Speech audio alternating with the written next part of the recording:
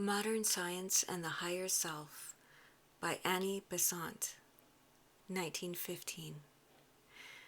The putting together of the two phrases, modern science on the one side and the higher self on the other, may strike some of you as strange and even as incongruous. For the idea of modern science and of the higher self are so far removed from each other in the general mind that to bring them together as though they were closely related must seem to be unusual and grotesque. And yet I think I shall be able to show you as we go on that these two things, the most modern and the most ancient, the thought of the West working by way of continuous experiment, and the thought of the East working by seeking the higher consciousness science and recording its testimony, that these two are in our own days brought closely into touch with each other so that they may aid and strengthen each other, may be found as servants in a common cause, and not as opposing and incongruous ideas. I want to show you in the course of this evening's lecture that there is in modern science a distinct recognition of the higher self, that there is an agreement between Eastern and Western science, conflicting with each other in their methods, that there is a mass of evidence compiled by Western scientific men which can be cited as showing the recognition by science of the higher self, of the existence of a Jivatma, a living spirit, a living intelligence in man, and that the spirit finds an ever imperfect instrument for expressing itself in the body of man. I want to show you how the face of modern science today is turned in a different direction from that in which it was turned some 20 or 30 years ago. I want to show you that there is a growing idea in the West that man in the waking consciousness is but a small fragment of the real man, that man transcends his body, that man is greater than his waking mind and consciousness, that there is evidence in plenty, daily forthcoming from most unexpected quarters, to show that human consciousness is far larger and fuller than the consciousness expressed through the physical brain. This idea of a larger consciousness, larger than the moral waking consciousness in man, the consciousness hitherto recognized in modern psychology, is one that has not only been suggested, but is now beginning to be recognized by modern science in the West. Such is then the reason for putting these two phrases together, modern science and the higher self. Now, I ought to define what I mean by the higher self. I'm not using the phrase in the strictly technical sense which you find in the theosophical literature, that is to say, the Jivatma in man. I am using it for the whole expression of that Jivatma above the physical. I am using it for everything which transcends the brain consciousness, which finds the brain too coarse and dense an instrument for its expression. I am using it, in short, to imply what generally goes under the term larger consciousness. If we can show definitely that experimental science has recognized human consciousness to be stronger, more energetic, more lively than the consciousness working in the physical brain, if we can prove the existence of yet higher realms, we shall enter on a path which leads to the highest invisible worlds. We climb step by step and see the larger consciousness unfolding itself more and more, stretching over an immense expanse, till at last we reach that to which men in every clime have always aspired, till the spiritual aspirations of man are vindicated. Such is the promise of infinite expansion which lies in the domain of an enquiry into the consciousness of man. The particular branch of modern science which thus comes into touch with the ancient science is that of psychology. Psychology, in its modern form, climbing from below by way of experiment, comes into touch with the ancient psychology of the East, and this is a science of immemorial antiquity, whereas modern psychology is an infant science in the West. Not that the West has had no psychology. In the Middle Ages and in the centuries that went before them, there was a psychology, but that psychology was repudiated in modern days.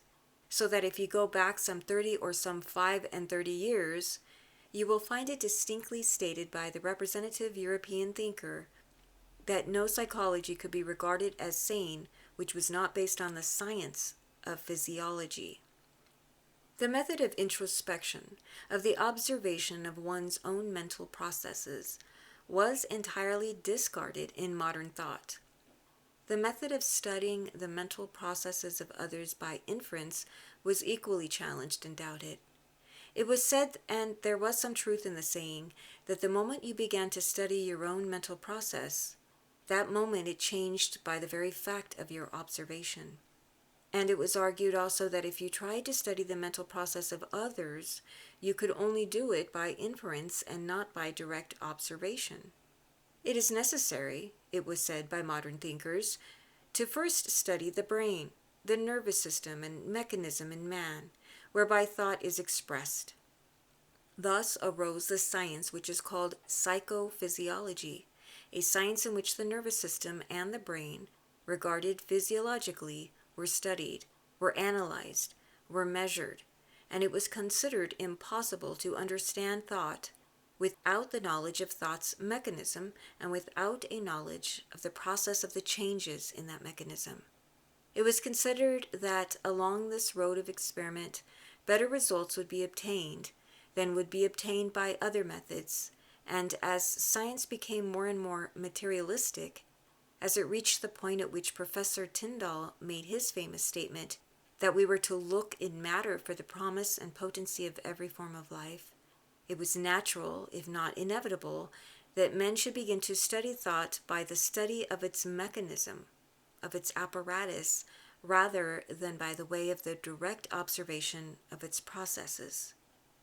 As the method of experiment justified itself more and more by most interesting results, it became regarded as the only method which was worth the consideration of the thoughtful, of those untainted by superstition.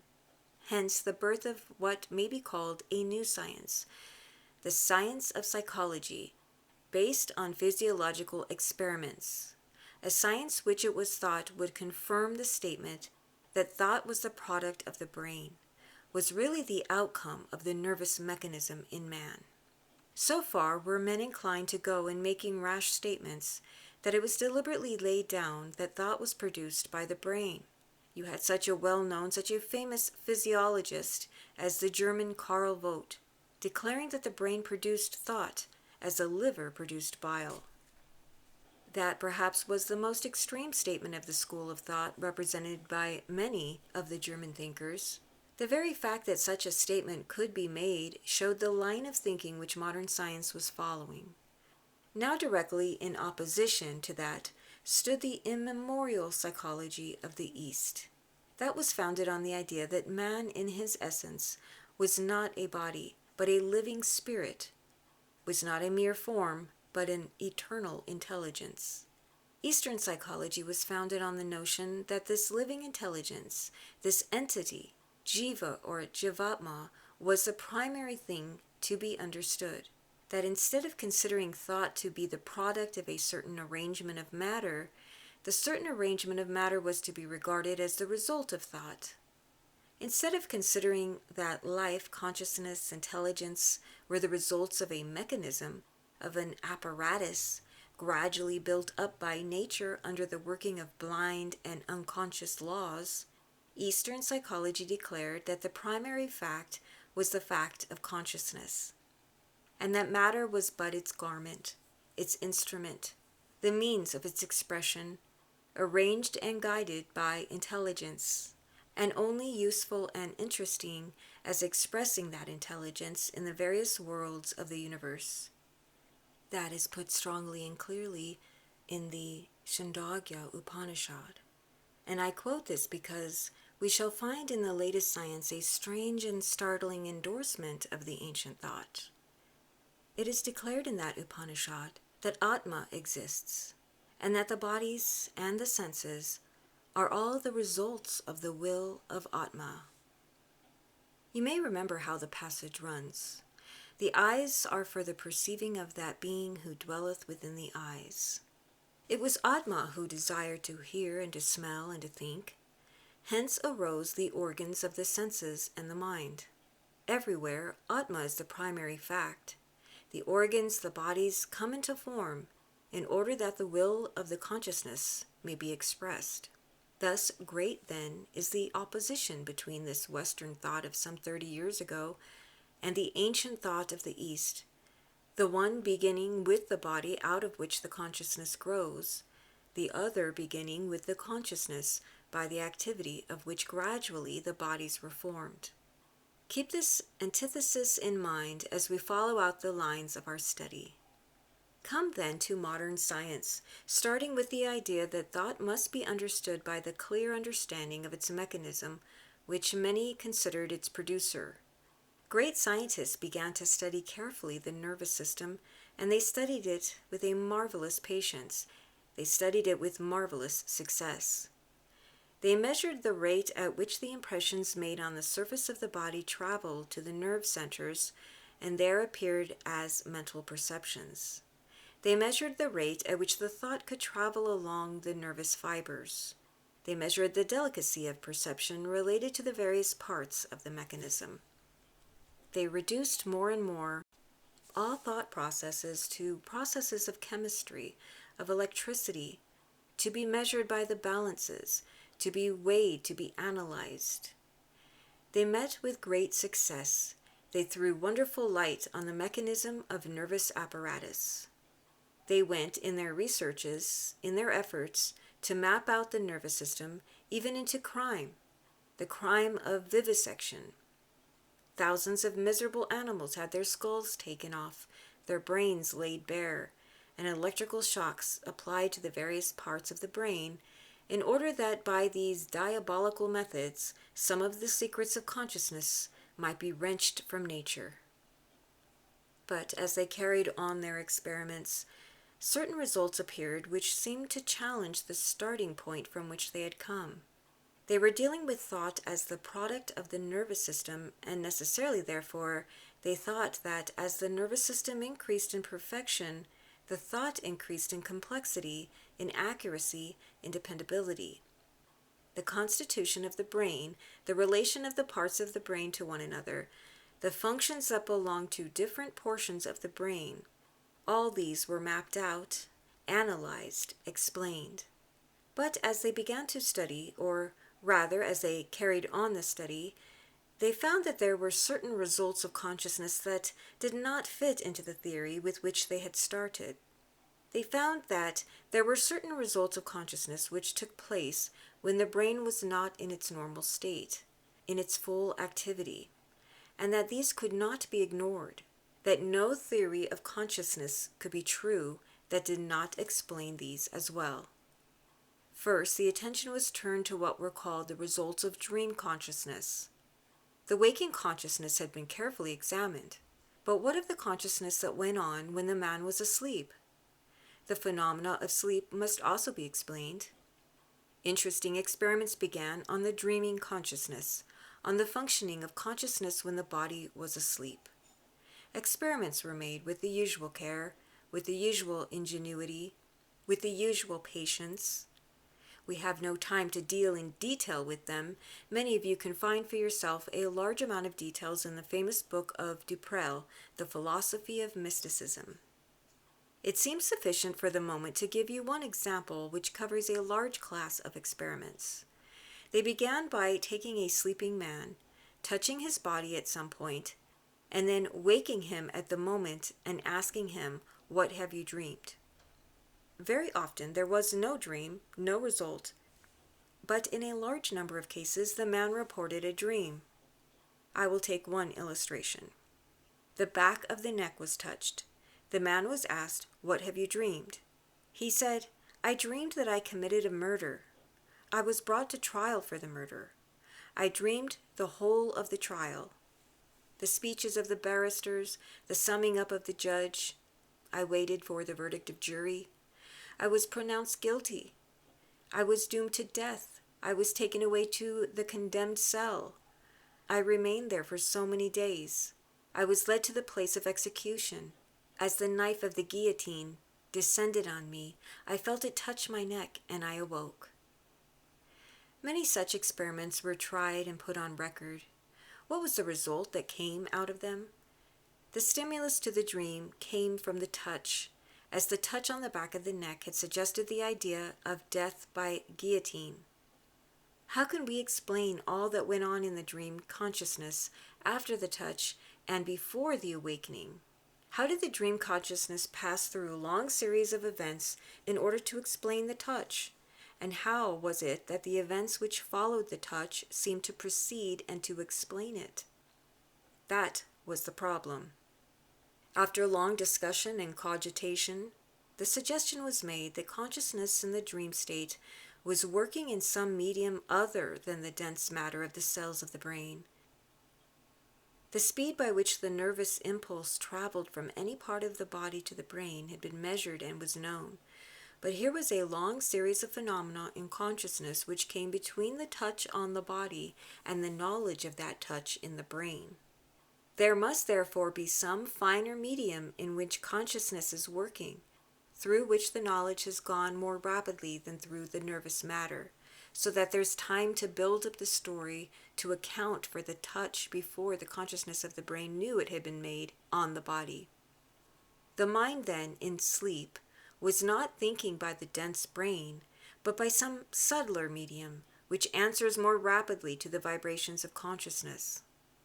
Just as two men might start from the same point, and one running quickly might run to the goal fast, turn back, and might meet the other long before he had covered a quarter of the distance, so consciousness in the subtler medium could travel faster, make up the story to explain, return, and meet the consciousness in the physical brain, and give the story as the explanation of the touch that had been felt outside.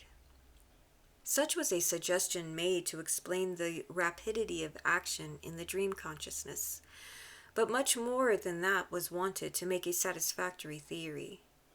And science said, it's not enough to have dreams examined in this way. Let us try to throw a man into the dream state and examine him while he's in it, instead of waking him out of it.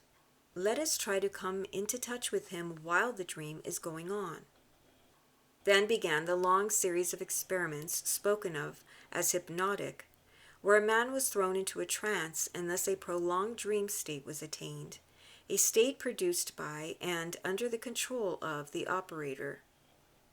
In the hypnotic trance, as you must know, the body is reduced to the lowest point of vitality.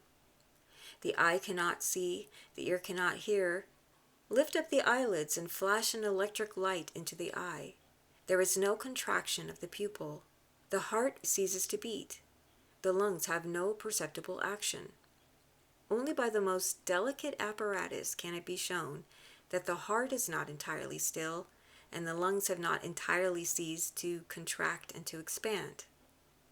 Now, what would be the state of the brain under these conditions according to the theory that thought is produced by the brain?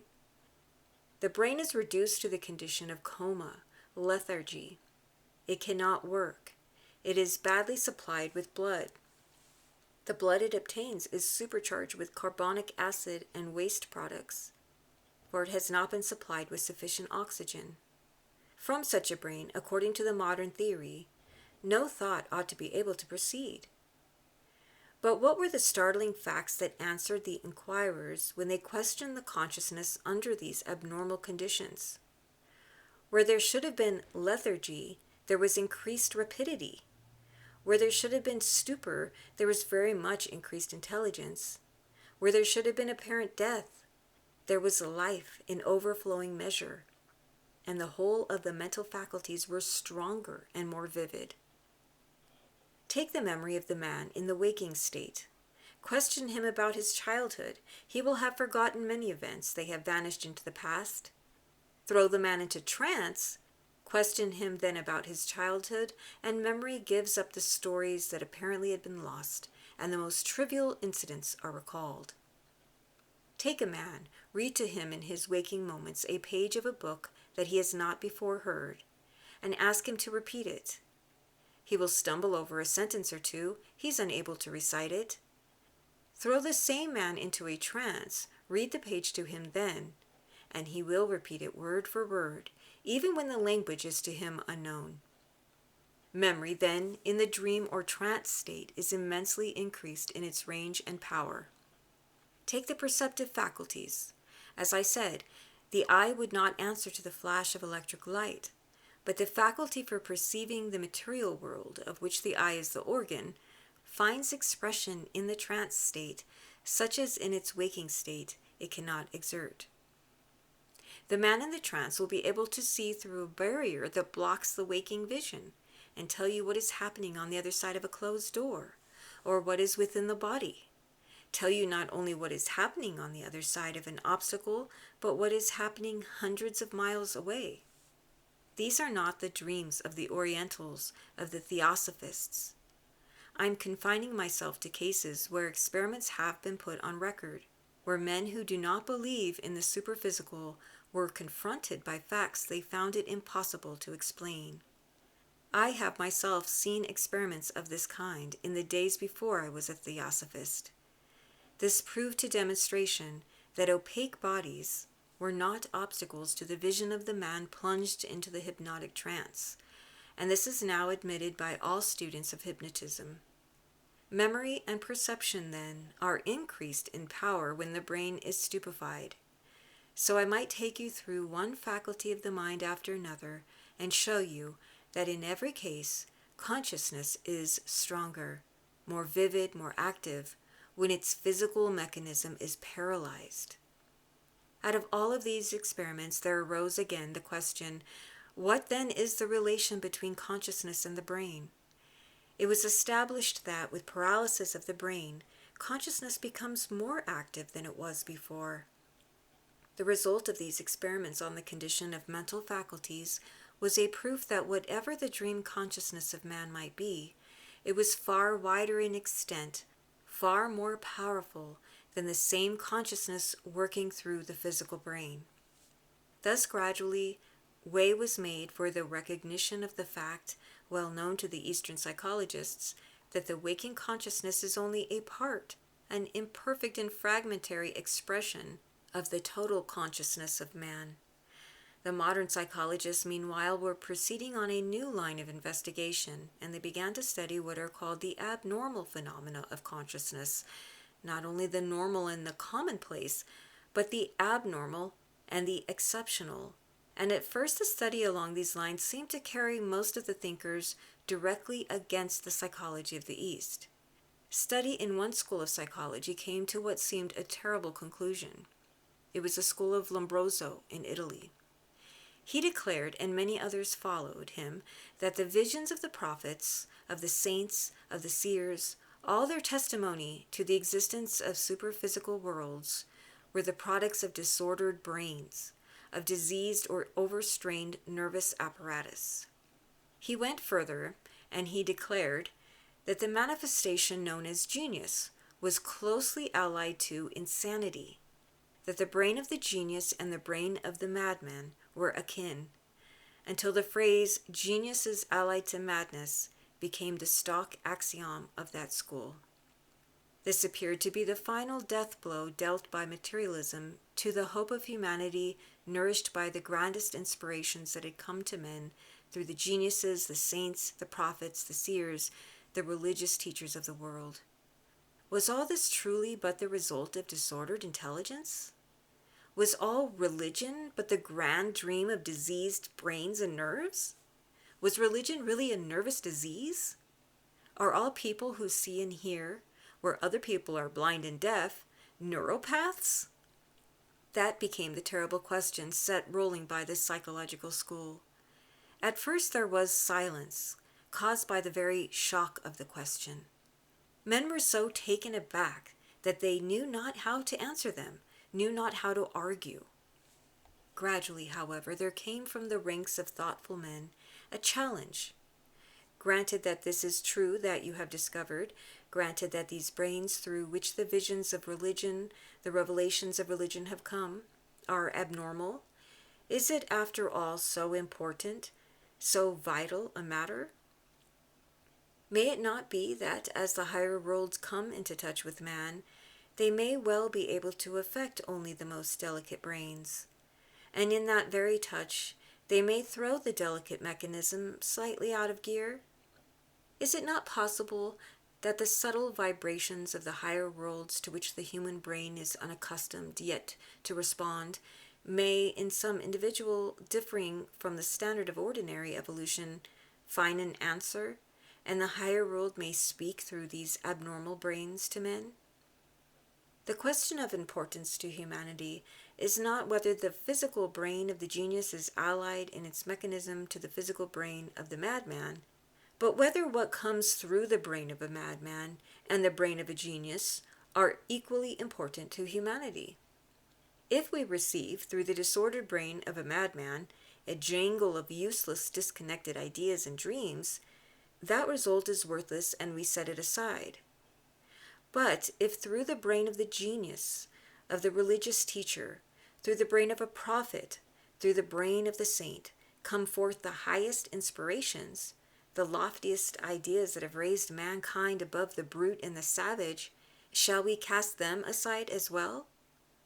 We judge the results not by the mechanism through which we have received them, but by their value to humanity. And no matter what the mechanism of the brain may have been, there remains the thought that has been given to the world. Everything of which humanity is most proud, all its sublimest hopes and aspirations, the most beautiful imaginings of poetry, the transcendental flights of metaphysics, and the sublimest conceptions of art, are all product of neural paths, of abnormal brains.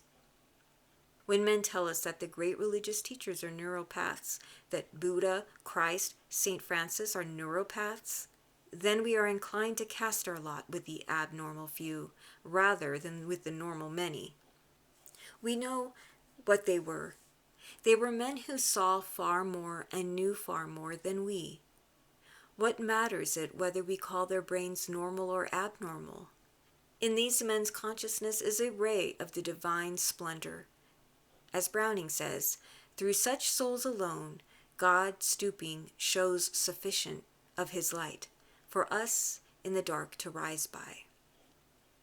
And if in those cases the brain change from a normal to an abnormal state, then humanity must ever remain thankful to abnormality. That is the first answer which may be made to this statement of Lombroso. And you may find a man like Dr. Maudsley, the famous doctor, asking whether there is any law that nature shall use only for her purpose what we call the perfect brains.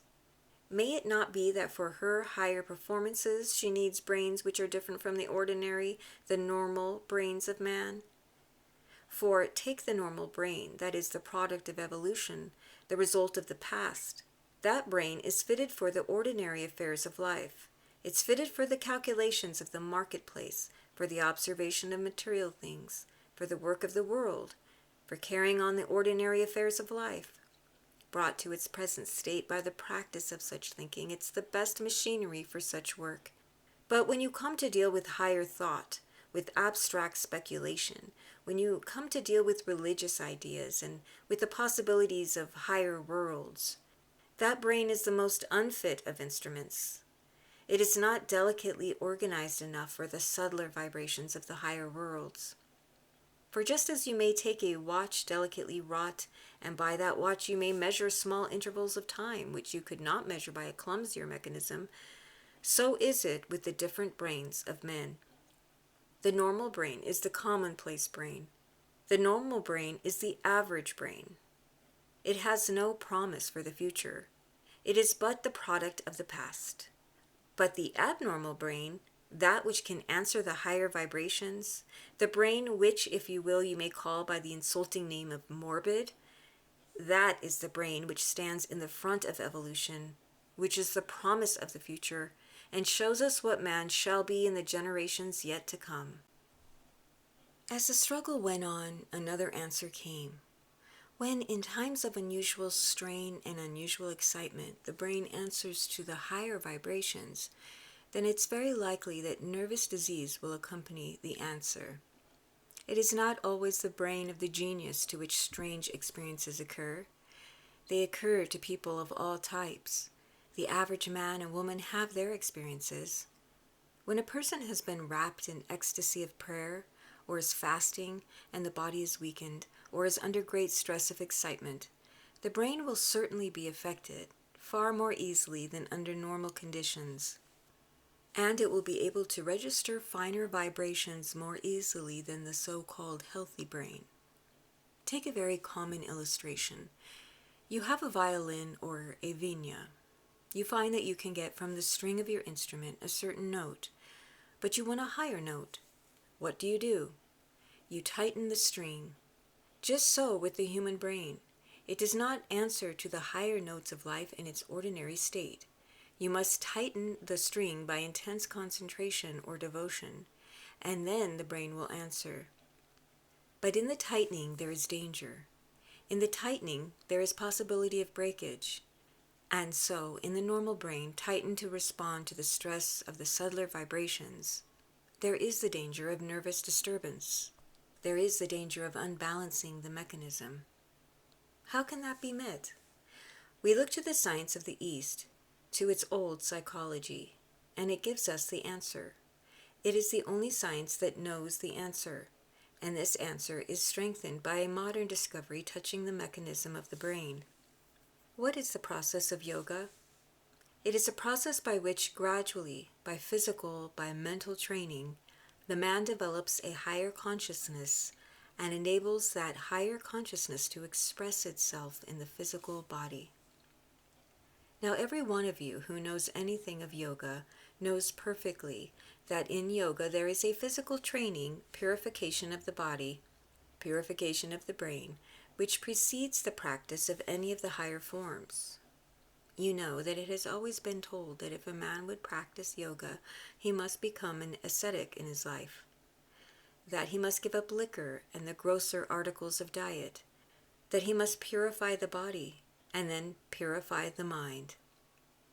You know that only as that is being done can the mental yoga be effectually performed, and then as the body is becoming pure day by day, consciousness develops.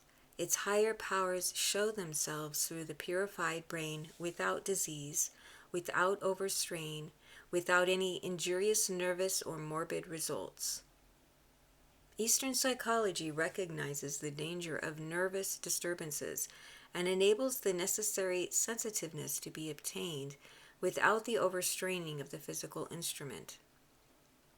But I said that a late discovery in modern science with regard to the brain had justified the process. What is the discovery? That the brain cells in which thought is carried on develop and increase in size and in complexity by the process of thought. That as a man thinks, his brain cells grow. They send out processes which anastomose, join one to another, and thus make a very complicated mechanism by which higher thought can be expressed. That the whole process of the expression of thought depends on this growth in the cells of the brain. And that as you think, you are really making your brain. You are creating the mechanism by which hereafter a higher thought may be expressed. The latest anatomy of the West has laid down this, that these cells grow under the direct impulses of thought, and that as you think, you prepare the brain for better and higher thought. As the thought acts on the nervous cells become more complicated, intercommunicate more fully, are more apt for the processes of thought. The yoga practice of concentration, of steadying the mind by fixing the thought, makes the brain cells grow and thus creates an instrument adaptable for higher thinking in the future. As you carry on your meditation, you're building fresh mechanism in the brain. As you carry on concentration, you are creating the apparatus for higher performances. Thus, as the purification of the body, of the brain, of the mind goes on in yoga, you are building up the brain, making it able to come into touch with a higher world without losing its balance, without losing its sanity and its strength. There lies the scientific justification of yoga from the latest investigations of the West. What then does the East tell us as to the result of yoga? It tells us that man is a consciousness expressing his powers through the body, which he molds to his own purpose, that man's consciousness in the brain is far less than his consciousness out of the brain, that man uses the brain as an instrument on the physical plane, but is not limited by it, is not confined by it. That old theory of the ancient sages is now being promulgated in the West by such men as Sir Oliver Lodge, who declares that the investigation of hypnotism, the study of consciousness, the study of abnormal states of consciousness, prove that human consciousness is larger than the consciousness in the brain, and that there is much more of us outside the body than is shown by the working of the brain. That is the last word on consciousness from the West, and it is identical with the testimony of the East. Do you see now why I put together modern science and the higher self? The higher self is the consciousness beyond the physical, the larger, wider, greater consciousness which is our real self, the self of which the consciousness in the brain is only the faintest of reflections. This body of ours is only a house in which we dwell for our physical work. We hold the key of the body. We should put it in the lock by yoga and try and release the imprisoned consciousness. We are greater than we appear to be. We are formed in the divine image. We live not in this world only, but also in other worlds. Our consciousness outstretches the physical. In this planet of mud, our foot is planted, but our heads touch the heavens. They are bathed in the light of the spiritual world far above, in the world unseen, bathed in the light of God. We may trust the consciousness and the testimony of the saints, the prophets, the seers, and the teachers of humanity. They told us what they knew, that which we may also know for ourselves. They were divine, showing their divinity to the worlds. We are none the less divine, although our divinity is veiled. Let us claim our birthright, to know as they knew. These great ones of the past, these saints and teachers of humanity, they are the promise of what we shall be in the future, and the heights they have touched in ages past, we also will attain in days to come. Every one of us is a divine fragment, every one of us an eternal spirit, every one of us a deific life, striving to attain through matter to consciousness of our own divinity. That is the teaching of all faiths. That is the fundamental principle of life, of religion, of nature. And modern science is finding that even physical nature is not intelligible without the understanding of the higher world, without the recognition of larger possibilities.